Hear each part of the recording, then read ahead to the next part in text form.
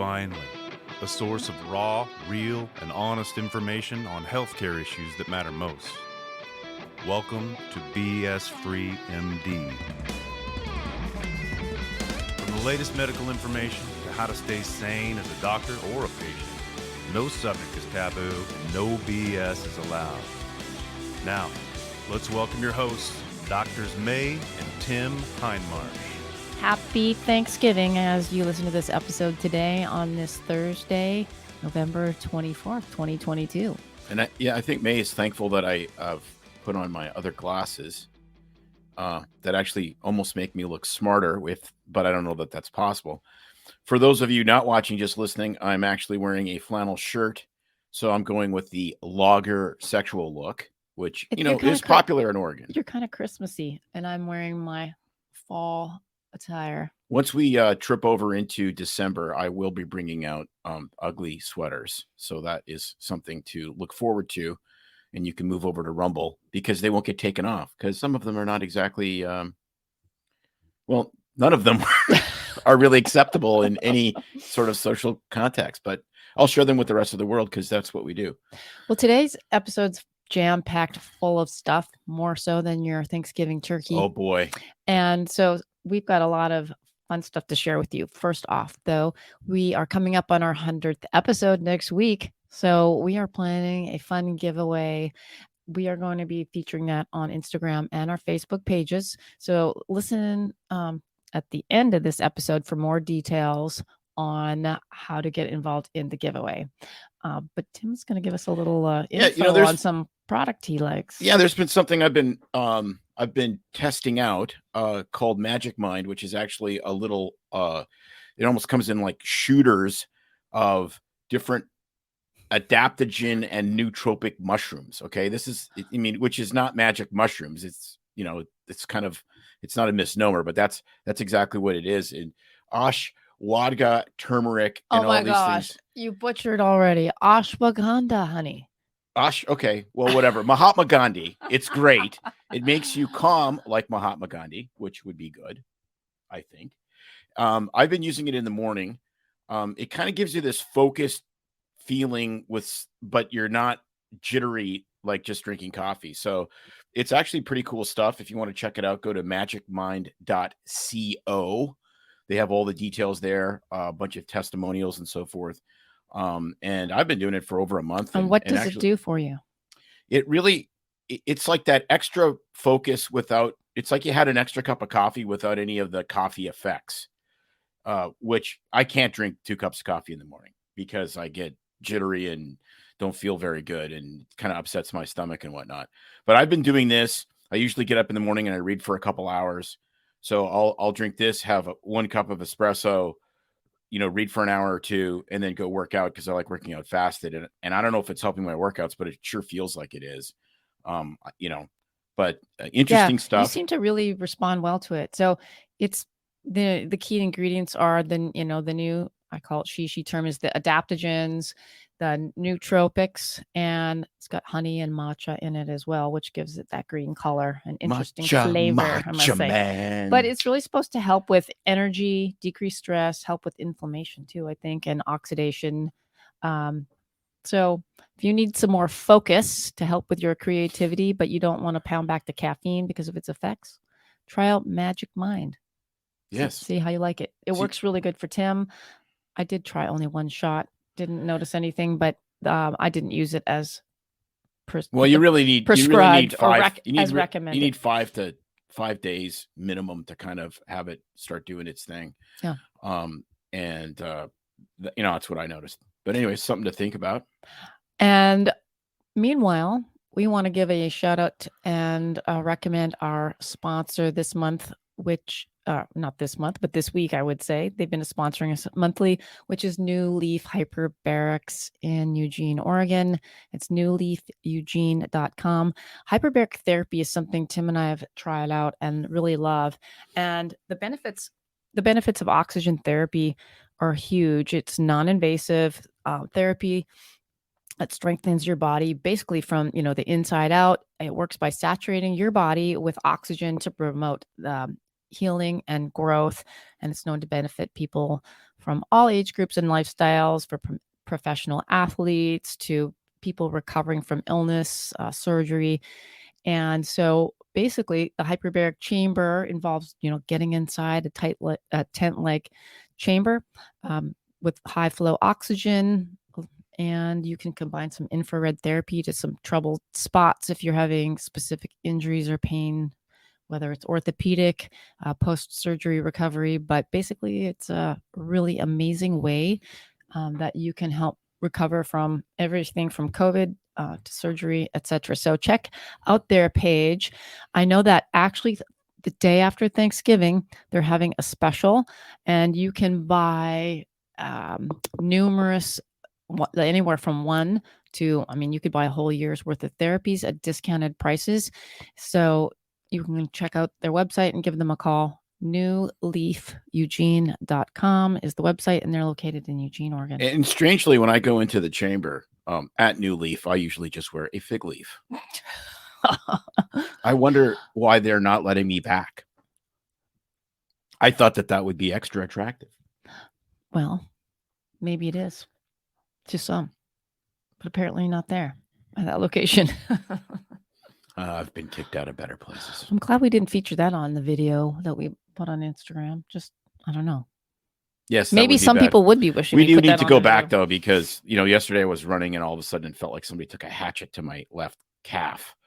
I know, and I was like, oh, that's good. Did I just tear it? That's delicious. The joys of getting older. And then there's me, and we won't even start on today's episode about all my problems. So check them out as well. Well, today what we wanted to do was really just the two of us really talk about Thanksgiving and make this a Thanksgiving episode that's not filled with a bunch of corny jokes. Get it? You're not even laughing. Filled with corny jokes. Anyway. Like Friday morning's turds. So this year we're going to talk about chock full of corn. Not just what we're thankful for, Tim, but Thanksgiving, really what it means, because everybody likes to share at the Thanksgiving table, what they're thankful for. But it's not just Thanksgiving Day that you should be thankful. You need to, I think, really change how your attitude is on a regular basis. And that is more along the lines of what we call gratitude. So let's talk about the difference between Thanksgiving versus gratitude. Any thoughts? Yeah, well, I'm just going to guess because you actually have a definition that some psychiatrist or somebody came up with. The psychiatrist, I think. Well, Wikipedia could come up with it, but which will be 100% accurate. So my guess is gratitude is more of an attitude, a way of being, whereas Thanksgiving is actually. Thankfulness is you're thankful because something happened. So I would equate how I would look at it is I would equate it the difference between joy and happiness. You win the lottery, you have a child, those things make you happy because they're happenings, they're events. You just miss getting in a massive car wreck and you skate through it and you're thankful you didn't get in a car wreck. Whereas gratitude is an attitude. That's right. You nailed it. And you can't have gratitude without, a good attitude, or vice versa. You can't have a good attitude without gratitude. So, right. But man, that rhyming kind of cliche stuff literally makes me throw up in my mouth. You're not thankful for the rhyming. So yeah, Thanksgiving, they would say is a reaction to something that happens. Exactly like you said. It's your birthday. You get your favorite toy, someone gives you a gift, something happens. So it's a reaction to it, usually an event or not always an event, but something exciting that happens, or expressing thanks for things. Whereas gratitude is a state of being, basically mindset. So interesting. Yeah. Which okay, so it brings it reminds me of the it must have been about 1980 when Steve Martin had his Thanksgiving special, and he's like, things I'm thankful for. He starts out and he goes, I'm thankful that my sex organs are in my pants. and not on display at the Metropolitan Museum of Art. So that would be something to be thankful for, but not necessarily gratitude. Well, I think it could probably be both. A permanent sense of being. I don't even remember that episode. What was that? Oh, he had 2 TV specials.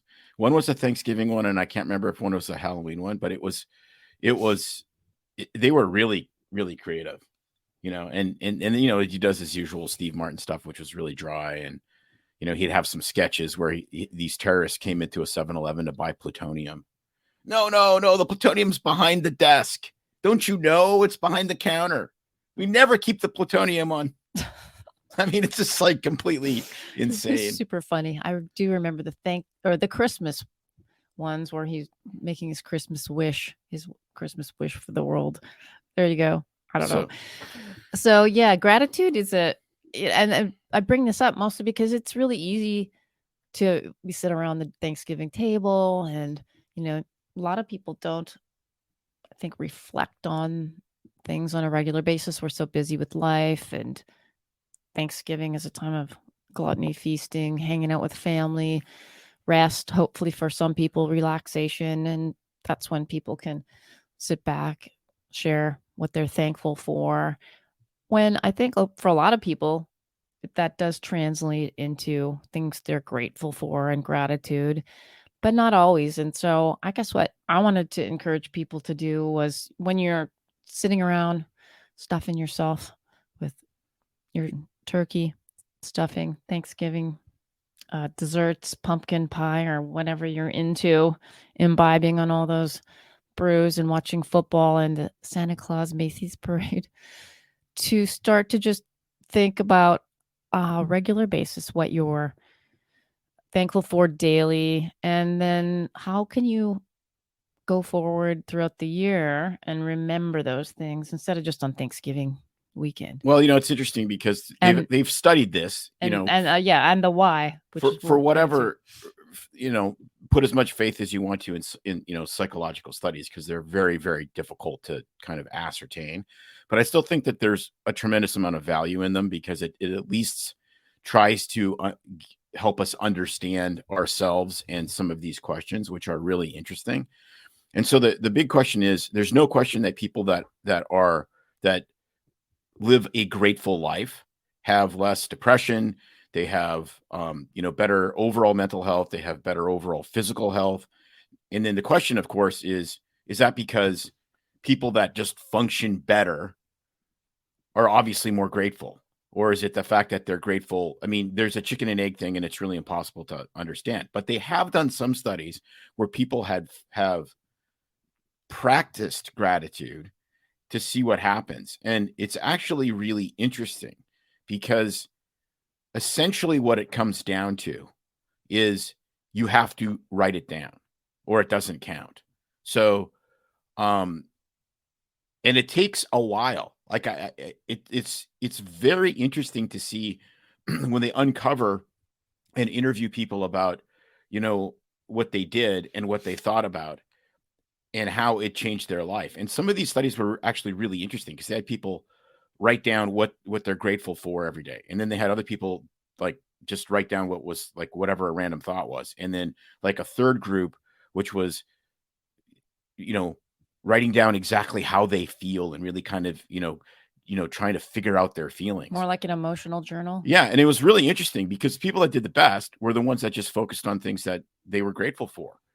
Right. And that's always been one of my kind of BS callings on psychology is, you go to a psychologist and they, you talk about your family, you talk about your upbringing and all that. And I think that there's some utility in that. And if there's unresolved traumas, clearly there is. But at the same time, why are you always going back to the dumpster when you should be, focusing on like taking the garbage out? Like, isn't that the whole goal, is to take the garbage out and to get over whatever is bothering you? And, and I've noticed, just in self reflection in this last 2 years, how I've become more of the curmudgeonly pissed off guy. And so what harm would there be in writing down things I'm grateful for every day and just kind of changing focus, because the focus has been really bad. Like when I look at, how much research I've done on COVID, how far down the rabbit hole I've gone. Some of it has been really good because I've learned a lot about, virology and vaccines and et cetera. But at the same time, so much of it is just profoundly negative. And regardless of which side of the debate you take, it's profoundly negative. Well, that's what I was just about to say, is when you do that self reflection, looking back, digging up the past, rehashing the stuff that was the stumbling blocks. I guess you can also look at what was positive, but usually it seems to involve the negative, or correct? And so when you're going through those traditional therapies and it's like looking back to your childhood trauma or what happened, or why you feel negative and what you got you there, it really is focusing on the negative. And I think that at some point, for effective therapies for certain things, you need to do that so people can kind of go, okay, I get what this stems from, but you can't stay stuck in that place. Well, right. But it's exactly what we've talked about before, especially with your journey coming through, sexual abuse. What was there was a solution to that problem. Now, it's not a solution that people are going to be imminently willing to accept, but it is the solution to trauma, which is forgiveness. And that's not easy for people to understand. But if you are unforgiving of any trauma, that trauma is going to own part of you, or in some cases, all of you. That's the nature. So, Yeah. and sometimes it's just forgiving yourself for being whatever you were and moving. I mean, isn't the goal to move on? And of course it is. I think I'm just thinking back to actually one of my favorite Peloton rides that I've done, which is one with Christine Derclay. She does really, you get like a therapy session while you're on the bike with her a lot of times. But there's this one that, it's just like a reflection ride. She calls these things where you look back on something. Could be anything from something small to something bigger. I mean, how in deep are you going to get on a Peloton ride? But really looking back and it comes back to acknowledging what happened, how that sort of the feelings associated with that, and maybe what you struggle with. But a lot of people just don't acknowledge it. They kind of, that happened, I don't want to think about it, stuff it away, and they can't move on. And even I think if you try to just stay positive and have gratitude, and somehow it's like that garbage is still sitting there in the, what I mean, saying in the house, stinking away. You have to actually hunt it out and go, yeah, okay, that garbage stinks. There it is. This is how it smells. This is how it makes me feel. You can't ignore it. And then you need to, you're right, package it up. And she would literally say in the ride, okay, acknowledge all those things. Don't ignore it. But now put it in the box, literally close the box, take it out to the garbage and get rid of it. And then, it's not quite that simple for a lot of things, but that's what you have to do. And I think going forward with gratitude and changing your attitude permanently, you do have to acknowledge all that crap, but you can't keep it in the house. You can't keep the stink, and you can't keep looking at it, because it will permanently stink up your house. Correct. So, yeah. And, I think the bottom line is, would be a great experiment, and I think I will do it, just like I did Sober October, is you have to write it down. I mean, you can exercise gratitude and build it like going to the gym. That part I think is quite clear. Did you read some studies though about as far as they talked about that different and outcomes? You need to do it for several months to really notice a significant difference. Just like anything else, imagine that. And then I was thinking of okay, why wouldn't you do it? Okay, because it's not like you're taking a medication where your blood pressure is too high, you take a blood pressure medicine and then you can't get it up. That would be bad. That would be a bad thing. So that may make you reticent to take the medication. It's bad for some people. Well, yeah. Some people might find sometimes some gratitude in that. Yes, that's true. We have heard It that. all depends right? what lenses you're looking through in the world. Right. It's like the guy that goes to the doctor. He has this terminal illness. The doctor says to him, okay, I need to talk to your wife first. He brings the wife into the room. He says, look, this is a terminal illness, but if you have sex with him every single day of the week, he will survive just a normal lifespan. So the wife leaves the room, sits down with her husband. He's just kind of breaking down. He looks at his wife and says, what did the doctor say? And she said, I'm sorry, honey. He said, you're going to die. So, yes. Notice I'm not laughing that much because I've heard that joke. So You've many never heard that times. before. So at any rate, I think, what's the downside? And, I was thinking about this. What is the downside to trying this? And the answer is, I don't want to be able to not fight things that I think need to be fought. And that's really what got me. Is like, if I'm just sort of blithely happy, am I going to be not recognizing, sort of the mission that we have to, to fight this nonsense that's going on around us? And I is it going to make you kind of the wimpy sort of, So that you think you're literally, I going to thought become that. like Mr. Rogers and just be? I'm trying to think of someone else. Even though Mr. Rogers was I think he was a World War II vet and was a total badass in actuality, but that's besides the He's point. probably not the best example. I could probably think of someone like Mike Brady, who always just seems super happy. Mr. Brady. From the Brady Bunch. Yeah. And yes, and then he went and They were syrupy, sappy, happy all the time. Is that what you mean? Yes, and then he went to bathhouses and got HIV. So yes, the backstory sometimes is kind of nasty, but and I sit there and I go, well, that is just a weird thing. Like, to think of the potential downside that I won't recognize sort of right and wrong, or what should, because certain things should make you angry. And so I was like, that's just the BS. Yeah, well, thing. here I'm looking at some of the recommendations. Now I'm reading this from the psychiatric medical care page, where they talk about gratitude versus Thanksgiving, and they, really refer to gratitude as being content physically and mentally with the state of your life. So you don't always have to be happy, but you can still, practice gratitude, and so that it really is important. But that's interesting, because contentment is a little bit scary to me. And I guess that's what I'm getting at. Wasn't just, sort of the fighter instinct. It's contentment. Because does that mean you're going to get soft? I mean, so you look at it as settling. Is that what you mean? You're settling, right? Content, as in there's no forward growth. Yeah, exactly. Like ultimately, everyone really, their goal in, personal finance and in vacations and all of these things that we live for is contentment, right? And there's actually a Bible verse about it. Godliness with contentment is great gain. What comes first is the godliness, the contentment comes later. But it's interesting, because when you look at it from a sort of a warrior perspective, the sports analogy, every single super duper successful person tells you the same thing. Like, I remember when we interviewed Steve Torrance, and he had just won his fourth, Top Fuel Dragster World Championship in the NHRA, like the pinnacle of that sport. And he said, losing hurts way more than winning feels good.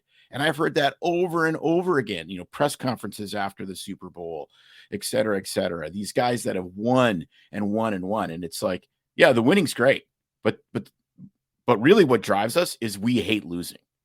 And so, well, I would, agree with that, of course. But what I'm really getting from what they're saying is that, and they do say, gratitude is your decision that the day is going to be good, even when evidence points to the opposite. So when crap happens, you're late for work, you're in a traffic jam, you spill your coffee, and things seem like they're messed up, instead of getting all huffy, freaking out, wanting to do like road rage out and letting it.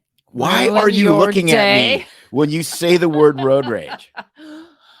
I don't know. I'll just leave it at that. Let you put it out there to the universe. But it does. And I think this is what gives me pause. This is what gives me pause. Just let me finish, and then you could pause. So the fact that you're going to switch things up and say, okay, this all sucks, but you know what?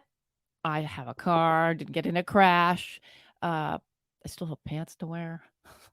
I don't know.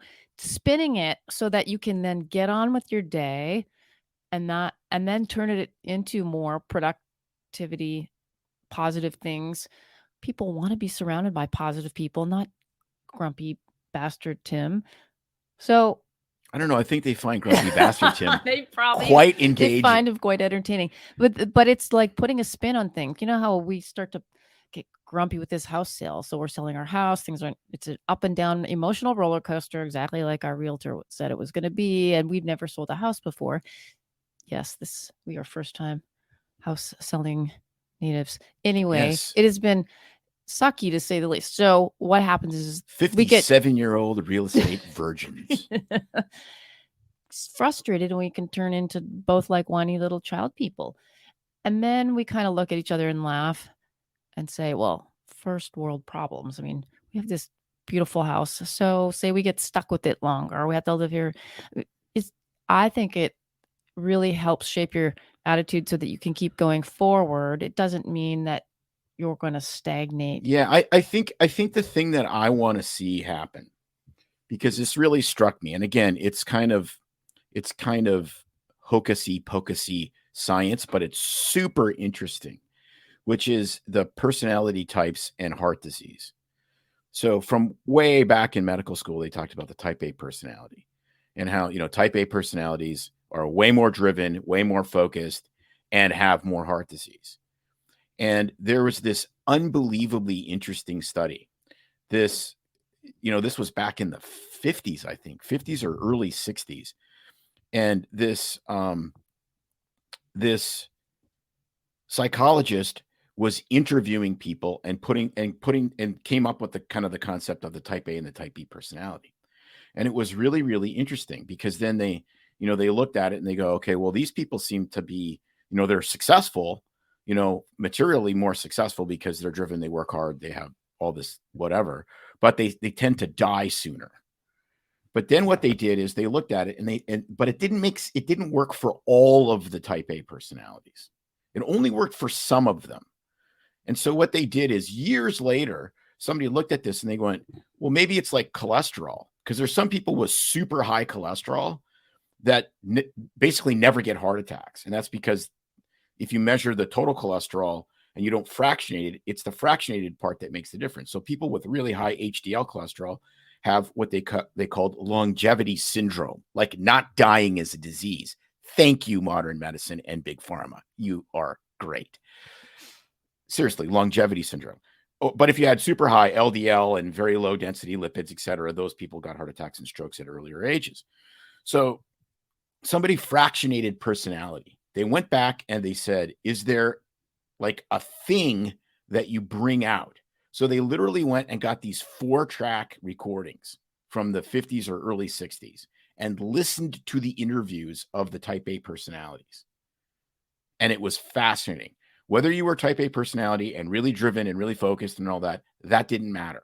What mattered was your hostility index. So the people that had a high hostility index, in other words, the guy that cuts you off in traffic doesn't cut you off in traffic because he had a bad day and his mother just died and he's driving home from the hospital and he's weeping. Okay. He cut you off because he's an asshole trying to destroy your day.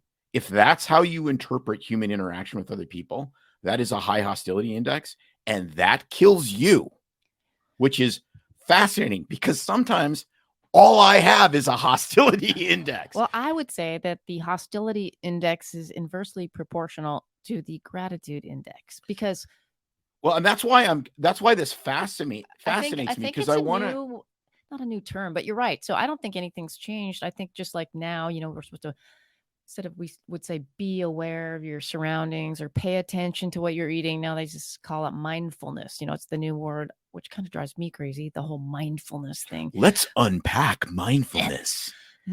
And other words that make me throw up in my mouth, because I've heard them way too many times. Yes. So I think it's not health, it's wellness. Pushing the concept of gratitude now is really just a way of saying, dial down that hostility index, quit being an angry bastard, be more thankful for what you have. But it just sounds better. Yeah, no, I think I will try this with, a journal. And Now, here's some other key points that I want to bring I'll up. see if my hostility index, and here's the thing. So if you focus on gratitude with regards to relationships, is that going to be make you're like, oh, I can tell you what absolutely. So does it matter what you're thankful for? First of all, like we've talked about first, thankfulness fades. You forget that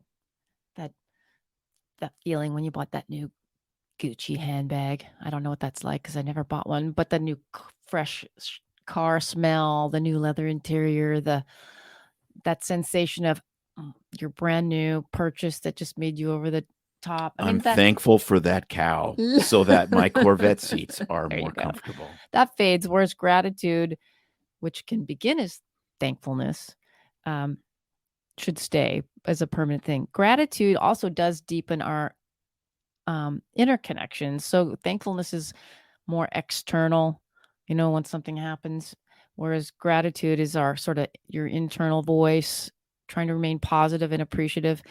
And then the other thing is thankfulness is about, the present interaction, and gratitude really does affect your long-term relationships with people more.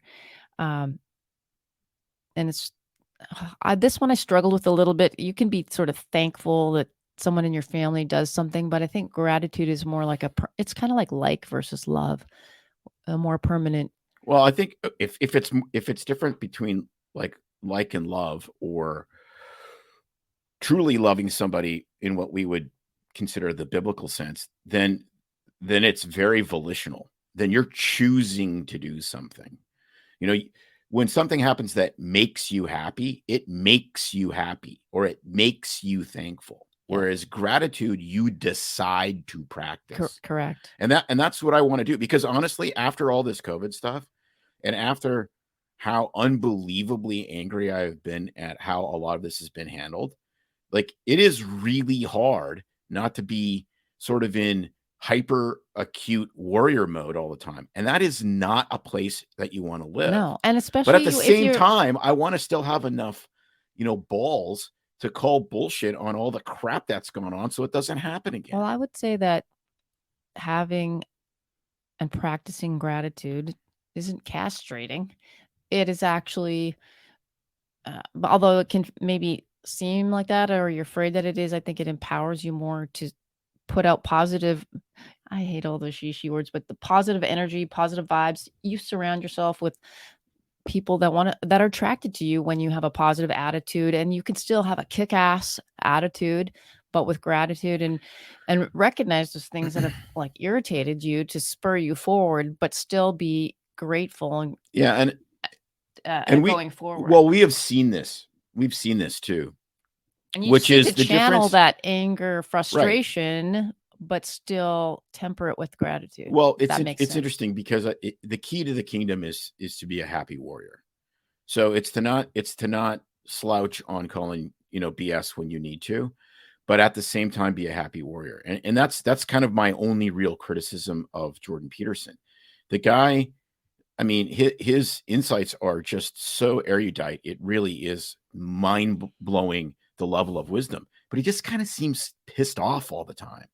And so right, it tempers the message, right? I mean, it's kind of like Trump doing great things with the trade war with China, which I initially thought was a crazy idea, but it seemed to work, and economic policy and all that. But at the same time, you can't call a woman, even if you don't like her, a fat pig because you're running for president, you dumbass. So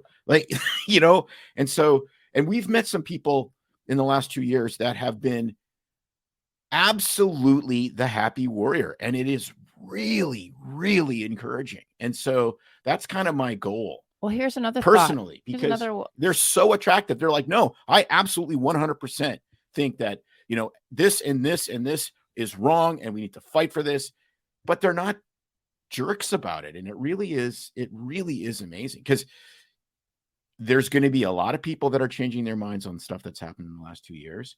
And And it is way more important going forward for the health of the world on how you win, not or on how the winner perceives and welcomes, quote, the loser.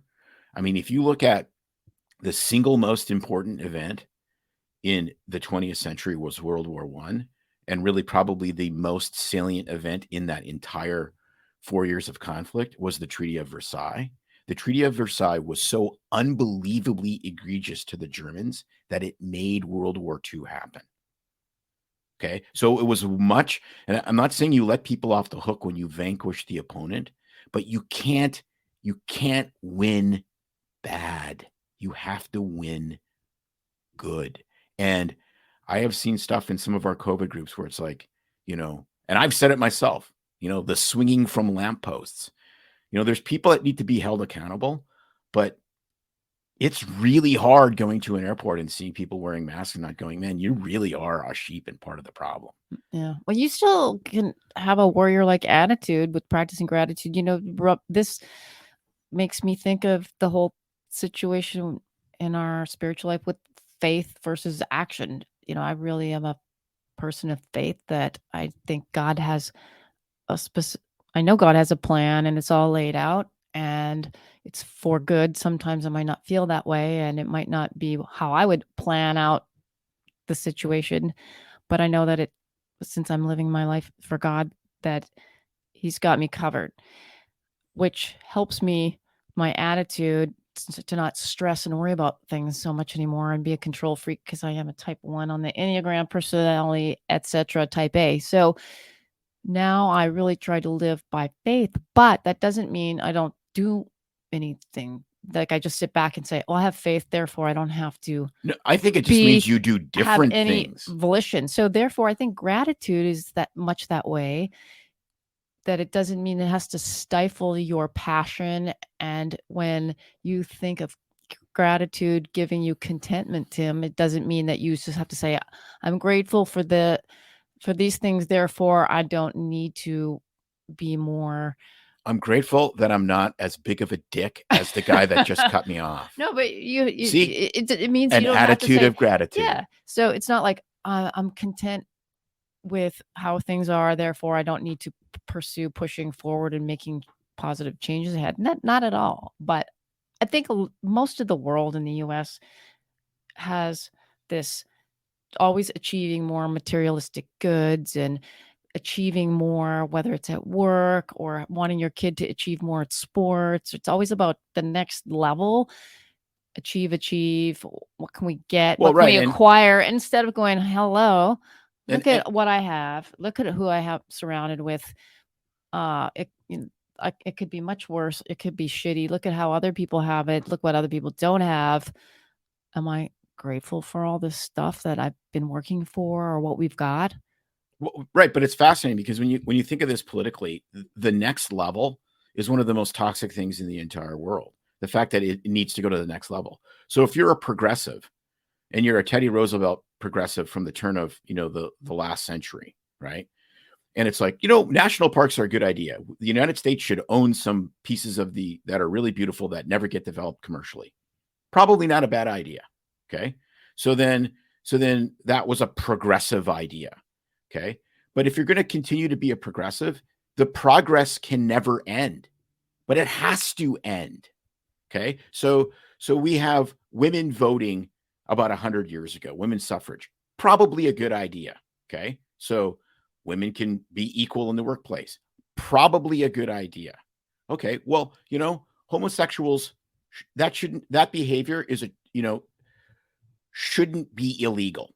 Probably a good idea. But now we have, hormone therapy for 11-year-olds because they think they're the opposite sex. Because you still have to, progress can never end because you're a progressive. Well, no, it needs to end. I'm not tracking what this has got to do with gratitude. It's just this whole idea of the next level, and that if you're grateful for what you have, it does blunt that next shiny thing, which is probably really helpful, right? It's like capitalism. What happened? You build I think it has to blunt it. Why would it blunt it? Well, no, but what I'm saying is that is a profoundly good thing, right? It's like if you look at the other political side, right? Like I have two. I'm grateful for the 2 kids I have. Yeah, no, I don't want any more. But right, but that doesn't mean if I'm grateful for my fitness, I'm not going to work out anymore. Well, no, because you know what it takes to sustain that, and that But okay, let's do the fitness thing. Okay, there is definitely people in the bodybuilding world that what is the end game? Is it a 29-inch waist and a 46-inch chest? If you're somebody my size, that's a totally different. Well, I think that isn't even the same thing. Gratitude isn't the same as goals and right. But what I'm saying is that part of gratitude is what the goal is contentment. Okay. And the fact is that we have these unbelievably factious sort of political entities because there's zero contentment, right? Like it's not, okay, we have equal rights for gays.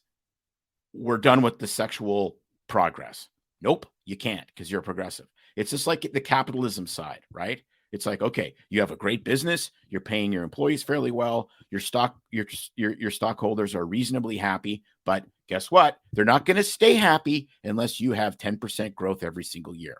So it never ends. Right. But I think it's a pendulum. It's not an all or nothing. It's a balance. And so there's times for the gratitude so that you can dial it back. And then there's other times when you're right. You have to have progression, goals at the next level. So I think what you're saying is we're saying kind of opposite things of the spectrum, in that some people need to dial it back, be thankful for things, look at the positive side. But yes, there are times when you actually have to move forward. You have goals and things you want to advance yourself, get better at, move forward. You can't just sit back and say, okay, I'm grateful, I'm content, I'm done.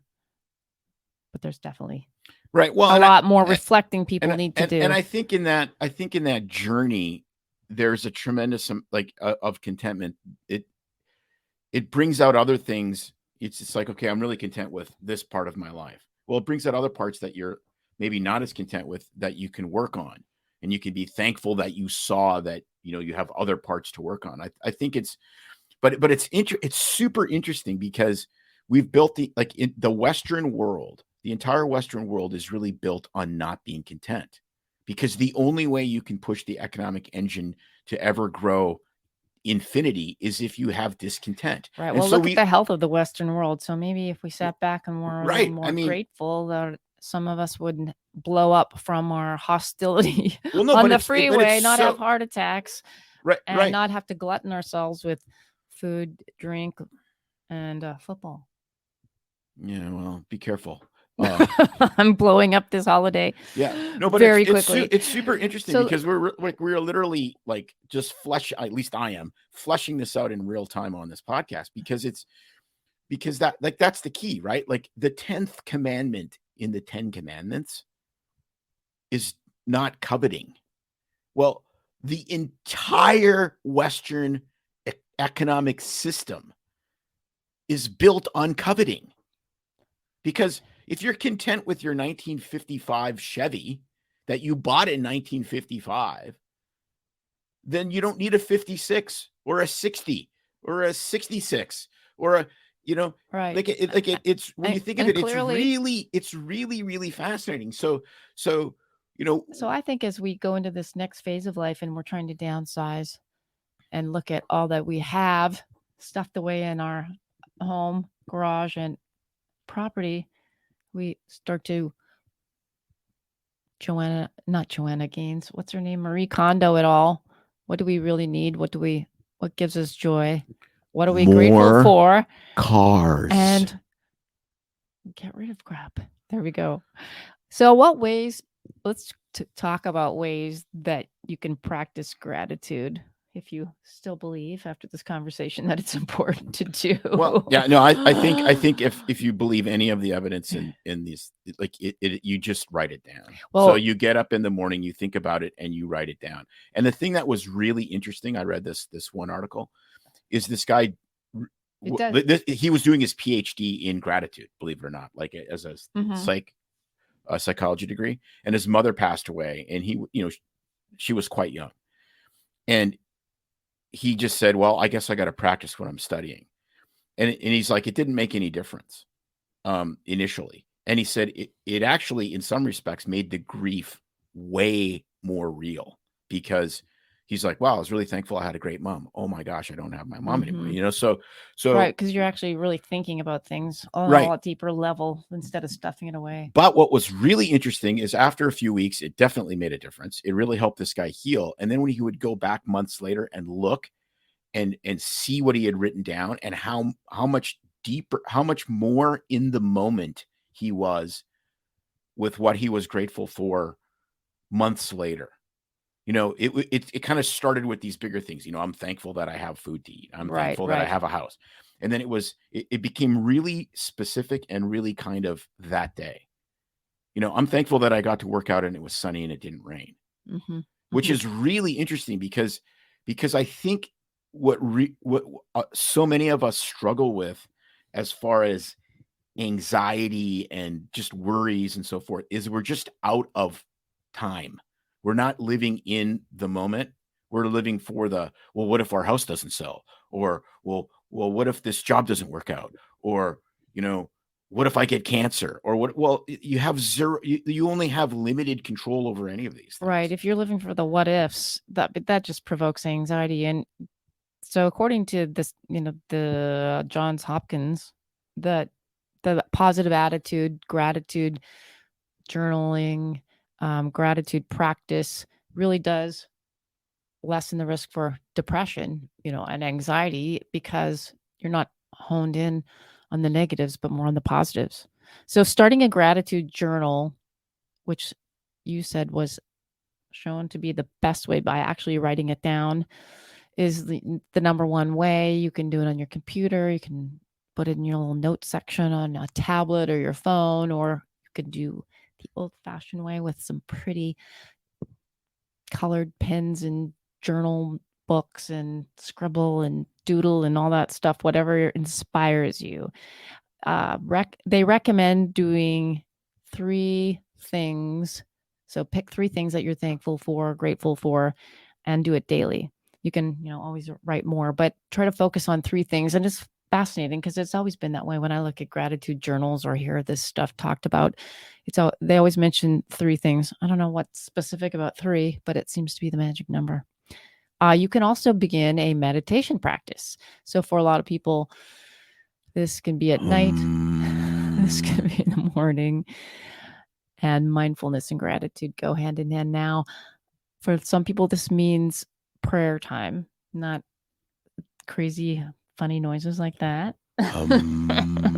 Or it can be. Some people, I'm trying to remember what they call that when you have an actual sound. There is a name for it. When you create a repetitive sound that helps people meditate and focus and disassociate from the surroundings, so that you're not looking at this. I'm always like, crumbs, I gotta start to vacuum, and I get distracted. I think it's called weirdo. No, it has a name, so it helps people it does. not lose their train of thought. Because I'll sit there and I'm like, my foot's itching. I really could use a cup of coffee. Oh, I forgot to mail that stuff at the post office. So beginning a meditation practice or prayer time, just setting aside that time daily, 10 minutes at a time. Another way is signing up to volunteer somewhere and going and helping. Christmas time is coming up. It's always a good time to help get involved with things, as well as there's all kinds of things to do. But I think it really helps people just feel more grateful when you're volunteering. Oftentimes it's those that are less fortunate situations. So it really does help you look at your own life. Spending time with family and loved ones. Maybe you do need to reconnect with someone. Just helps you think of, hopefully, the positives more than the negatives. And giving away to others is number 5 on the list, Tim. So they recommend finding things in your home that you no longer use and donate them to a charity in need. We all have items lying around the house that cause clutter we don't use any longer, and you can clear it out and brighten someone else's day by giving away those NASCAR t-shirts or a couple of Harley shirts to someone that really likes Harleys and just can't afford to buy one. Well, they shouldn't have the shirt if they can't afford a Harley. Then they're just a poser. And I would Do never do we really need to have 50 of something in our collection? No, because we actually need 60.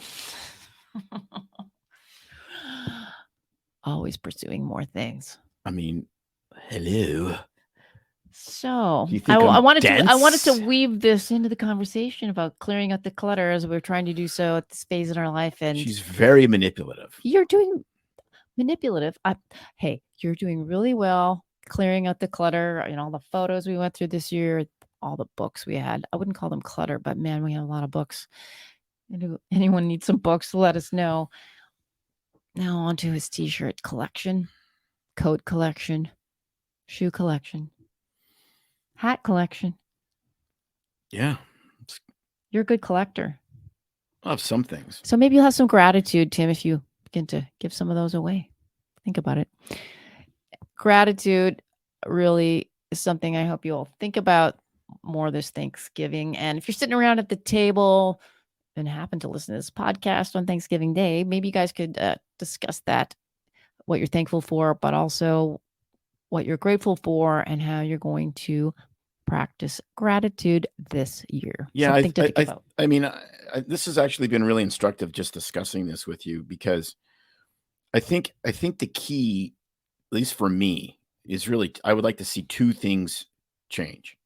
I would like to have less of a hostility index, and I would like to be, more content. And I'm really not discontented by any stretch of the imagination. But the last couple of years for all of us, and specifically with some of the stuff that May and I have gone through, has been to it's just like, okay, enough already, is kind of how it feels. It doesn't mean that people haven't gone through way worse stuff than us, but this was a real, lost my mother, couldn't go to her funeral because of all the COVID BS in Canada. The week before, lost our dog in a horrific accident, changing jobs.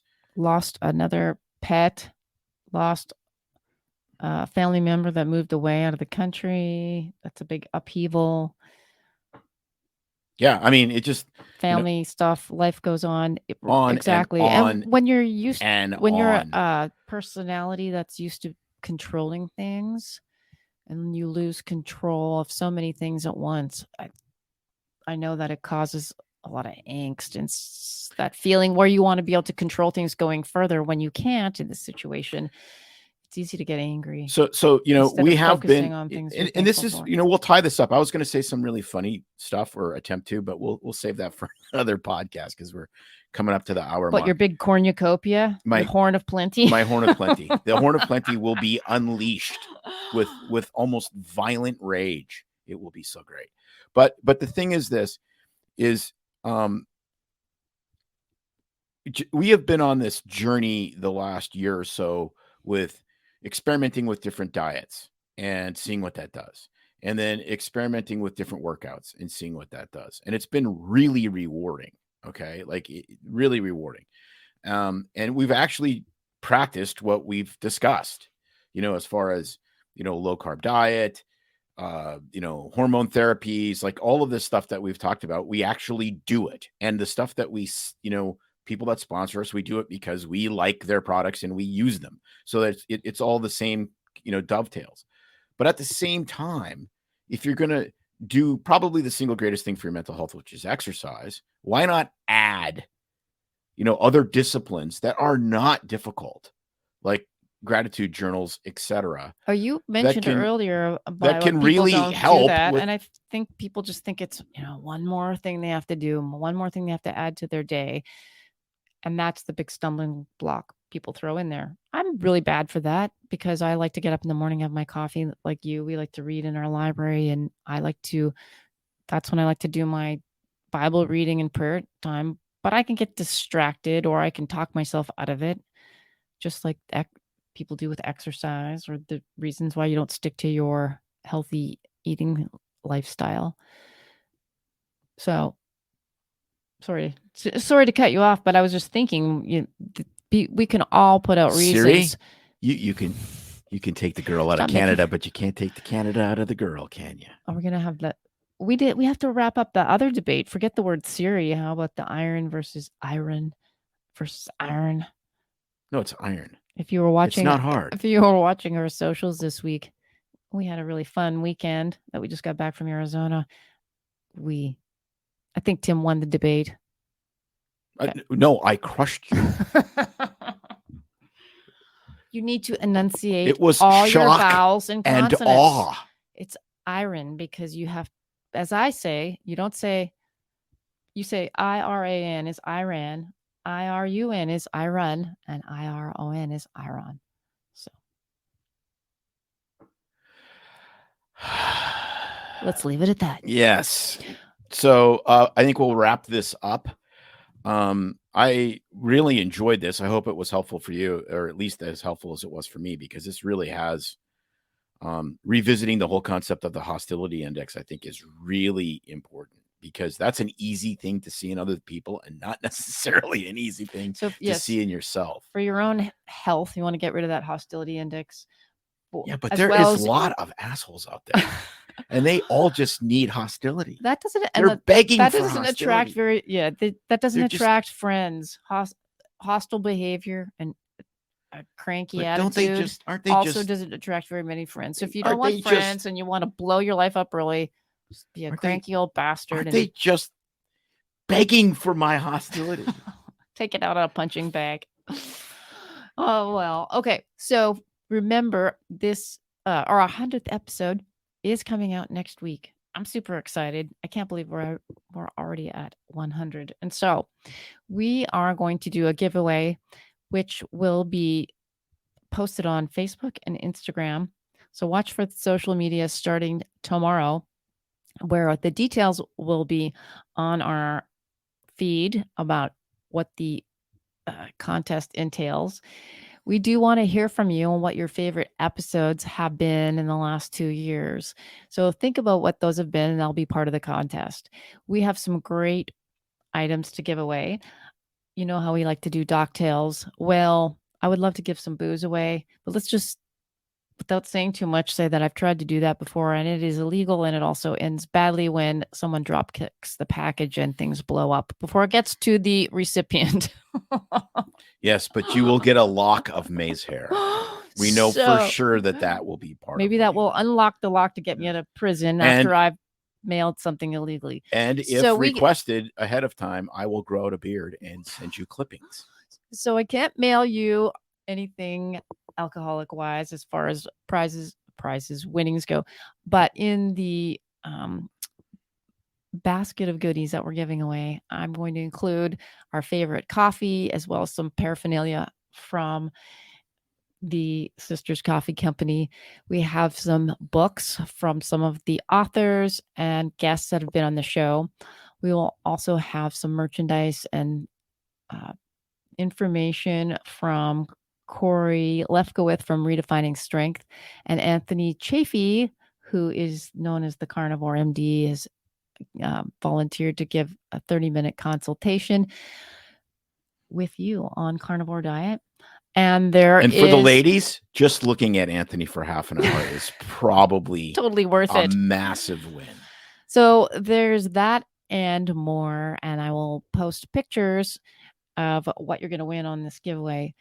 It's open to anyone in the United States. Sorry, I can't get it to Canada or elsewhere around the world. Maybe you can find someone to ferry it across for you if you live outside of the country. You don't have to be 18 years of age. I'm thinking for the second and third prize, I'm going to send nose and ear hair. I seem to be, as I get older, having no shortage of that. And maybe they'll be more grateful if I give that away. They'll appreciate it. But I was thinking maybe they would want to, that picture of you with the naked way or something. We could put that in a frame and send it, since that was a popular post. Anyway. Yes. I'm thankful that the naked way is in the way. So we want to hear from you what your favorite episodes were. So look on Facebook and Instagram for entry into the contest. And we want to thank our sponsor today, New Leaf Hyperbarics and Wellness in Eugene, Oregon. check them out on their website, and especially tomorrow, the day after Thanksgiving. Oh, I forgot about not tomorrow, Friday. Well, yes, it will be tomorrow as you're listening to this show. How you can buy multiple sessions for a discounted price on November 25th. So it is a Black Friday sale. That's correct. what that would be called. That's correct. And highly oxygenated. Yes, we Black need to get Friday back to ourselves. Everything from wound healing, orthopedic injuries. Check them out at newleafeugene.com. And I think we pretty much covered everything. Anything else you want to say? Well, other than we were going to talk about what we're actually thankful for, and I was going to talk about the fact that I'm thankful for yoga pants, but we will leave the yoga pants. We will leave the yoga pants alone. We'll use it as a teaser because let's be honest, yoga pants are a gigantic teaser in some situations, and we will unpack. I hate that word, yoga pants, at some other time. You're going to leave us hanging. Well, if you're wearing yoga pants, nothing would be hanging. All right. On that note, go stuff yourself. Have a great day. See Santa at the Macy's parade. Watch some football, and we will see you next week. It's no secret that medicine is a bit uptight. That's why Tim and I created BS Free MD to mix things up a little and have fun in the process. Besides, we are having these exact same discussions all the time. So we thought we might as well invite everyone to the party. If you really like us, you can get plenty more and maybe see one of Tim's cool tattoos on our Instagram or Facebook pages at BS Free MD. See you next time.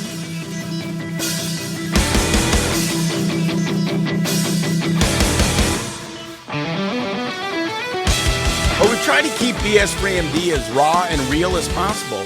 We can't be held responsible for any medical decisions or discussions had as a result of what you've heard on the show. We know, bummer.